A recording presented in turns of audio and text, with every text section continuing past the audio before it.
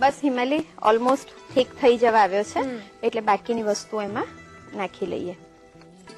લગભગ અડધી ચમચી એલચી પાવડર છે એ નાખીશું, અને ડ્રિંકિંગ ચોકલેટ અથવા કોકો પાવડર એ લગભગ 1 ચમચી નાખીશું. ઓકે,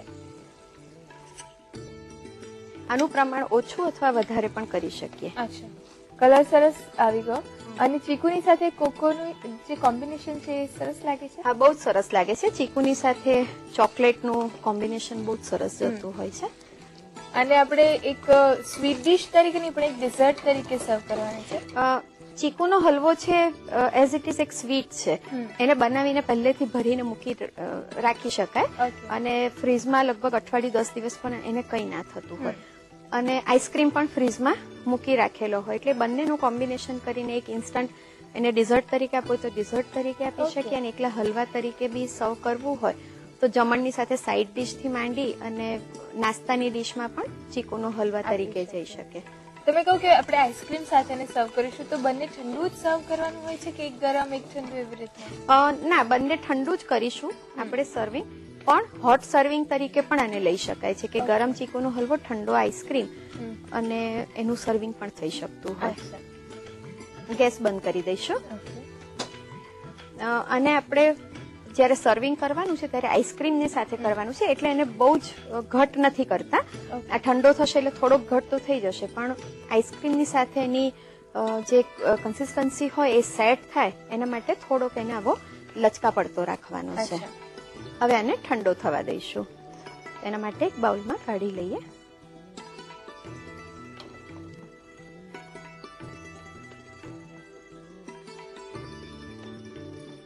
હલવો ઠંડો થઈ ગયો છે, હવે બધું એસેમ્બલ કરી લઈશું. ઓકે, હવે ડિલાઇટ તૈયાર કરવાનું છે. હા, સર્વિંગ બોલમાં સૌથી નીચે હલવો મૂકીશું, એની ઉપર આઈસ્ક્રીમનું લેયર કરીશું. વેનીલા આઈસ્ક્રીમ લઈએ છે? હા, આઈસ્ક્રીમની ઉપર ચોકલેટ સોસનું રેડીશું. ની ઉપર એક ચેરી મૂકીશું. એક સરસ મજાનું ચીકુ ડિલાઇટ ડિઝર્ટ રેડી છે. એક એવા પ્રકારનું ડિઝર્ટ છે કે જેને પહેલેથી બનાવીને બધી વસ્તુઓ જુદી જુદી મૂકી દઈ શકાય, અને પછી જ્યારે જે પ્રમાણે આપણી ઈચ્છા હોય ઇન્ડિવિજ્યુઅલ એકલો આઈસ્ક્રીમ પણ જેમ આપી શકાય, એકલો ચીકુનો હલવો પણ આપી શકાય, ને બધું મિક્સ કરીને પણ આપી શકાય. તો રેડી છે ચીકુ ડિલાઇટ.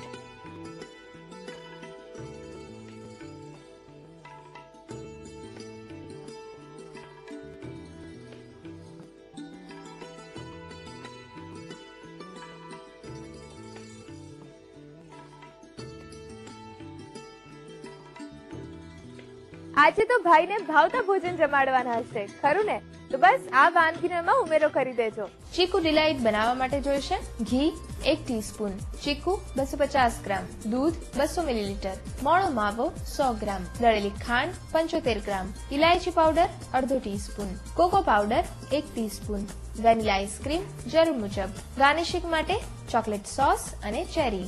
ચીકુ ડિલાઇટ બનાવવા માટેની પદ્ધતિ: સૌપ્રથમ એક કઢાઈમાં ઘી લઈ તેમાં ચીકુના પીસીસ ઉમેરી બરાબર સાંકળી લો. ત્યારબાદ તેમાં દૂધ ઉમેરી બરાબર પલ્પી થાય ત્યાં સુધી થવા દો. હવે તેમાં મોળો માવો તથા દળેલી ખાંડ ઉમેરી ઘટ થાય ત્યારબાદ તેમાં ઇલાયચી પાવડર, કોકો પાવડર ઉમેરી બરાબર મિક્સ કરી બાઉલમાં કાઢી ઠંડુ પડવા દો. હવે સર્વિંગ બાઉલમાં સૌથી પહેલા તૈયાર કરેલો હલવો મૂકી તેની ઉપર આઈસ્ક્રીમનું લેયર કરી ચોકલેટ સોસ તથા ચેરીથી ગાર્નિશ કરી સર્વ કરો તો તૈયાર છે ચીકુ ડિલાઇટ.